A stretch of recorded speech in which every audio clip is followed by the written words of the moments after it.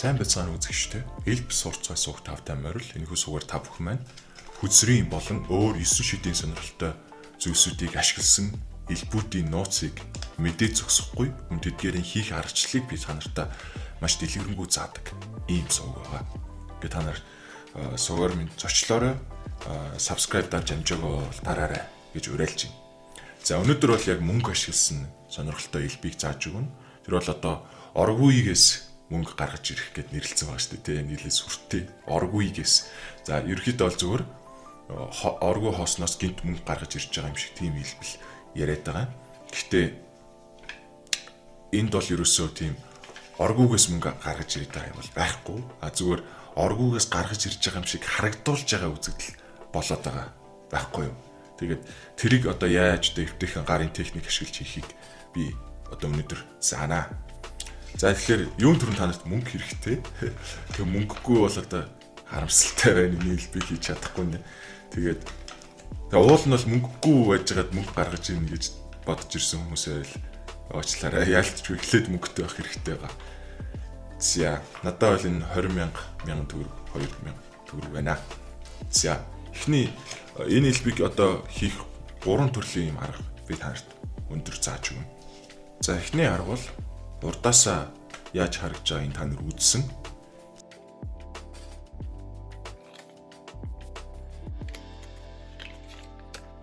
За ардаасаа болохоор ингэж харагдж байгаа. Одоо та нар одоо миний ард талаас дээрээс үзэж байгаа гэсэн үг шүү дээ. Ард талаасаа бол ингэж харагдж байгаа. За энэ төрөл нь болохоор camera trick буюу одоо хүний нүд эсвэл камерны өнцгөнд тааруулж хийдэг гэсэн үг. Яг тухайн хүн хаанаас үзэж байна, яг тэр өнцгөнд нь тааруулж гин харин хажуу талаас ч юм уу ард талаас үзэж байгаа хүмүүст бол нууц нь шууд автомат илчлэгдэнэ гэсэн тийм хэлбэрийн төрөлтөд ордог байна. Тэгэхээр дээрээс бол гэж яагаад гэж харагдж байгаа.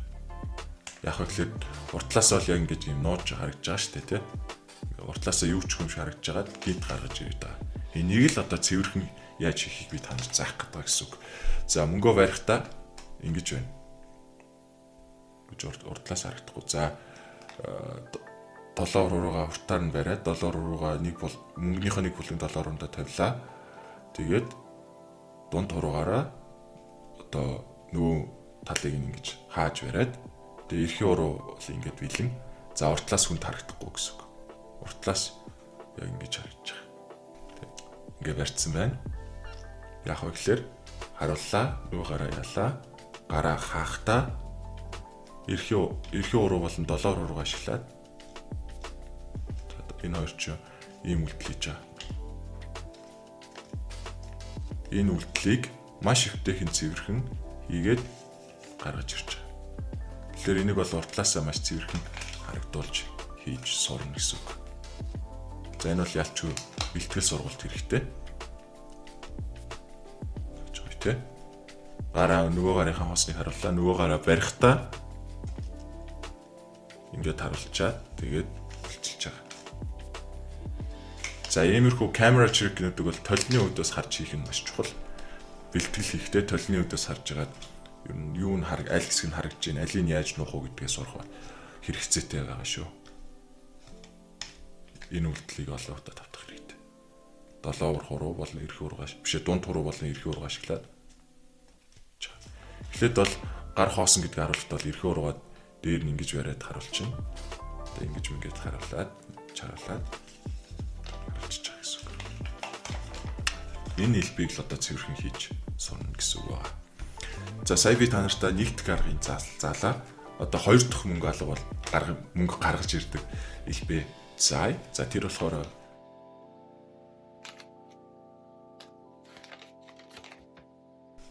талаасаа яаж харагдж байгааг харуулсан. За ард талаасаа яаж харагдж байгаа гэхээр ингэж харагдж байгаа. Ард талаасаа гинэ би танарт ард талаасаа хичээ шууд урд талаасаа харуулчлаа л да. Ерхийдээ бол. За ерхийдээ бол бас л яг адилхан зарчим явагдаад байгаа.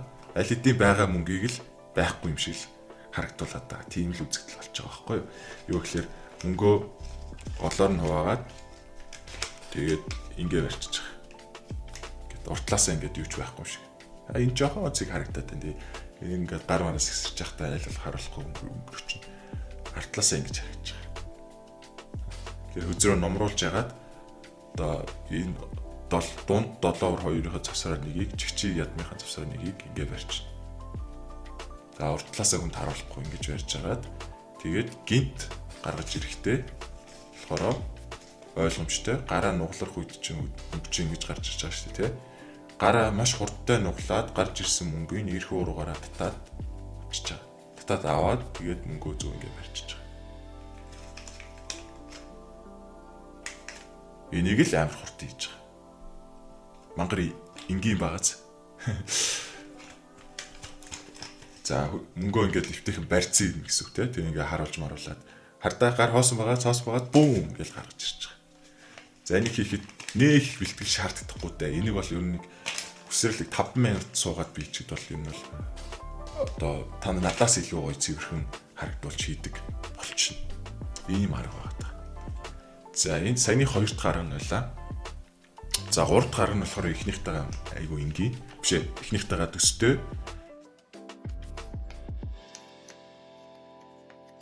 За эхнийх дээрээ бид нар мөнгөө ингэж урьдчилсан бол одоо 3 дахь дээрээ зөвхөн ерхий уруугаараа ингэ барьчихж байгаа. Тэгээд бас л нөгөө одоо урд талаасаа л та харуулахгүй мөнгө харуулахгүй харилж ирсэн ард талтаа бол ингэ маар булхаатай харагдаж байгаа тийм. Тэгээ угаа илвч угаасаа л юу нь бол одоо яаж хийж байгаа л хүний анхаарлыг өөр тийшээ чиглүүлж байгаа л гоё юм үзүүлээ. Тэр гоё юм үзүүлснээр гэхдээ хамгийн гол нь эрг ийм одоо энэ эрг сэтгэлүүдэл гаргаж ирэх, зугаацуулах юм одоо хүлээжлага явуулж байгаа. За ингэ барьцсан ба шүү дээ. Өдрөө 2 нуглаад эрхээ уруугаараа ингэж бариад ингэ барьцсан. Урд талаасаа бол ингэ харагдахгүй. Тэгээд яг хөө ихлээр нөгөө гараа харууллаа. Гараа ингэж барихтаа дунд 7 уруугаараа хөзрөө ингэ барьчихж байгаа. Хоёр талаас. Бариад ийм л юм явуулж байгаа. Энийг л ерөөсөө айгүй цэвэрхэн хийж сурах хэрэгтэй гэсэн үг. Нууж барьлаа. Яг ихнийхтэй адилхан зарчим. За энийг ингэж хийж болж байна. Эсвэл би бас сүгсэлт нь ингэж хийсэн шууд байхгүй гэж хаад бүүм. Энийг амар хурцтай гаргаж ирэх юм бол гоё, сонирхолтой харагдана гэсэн үг.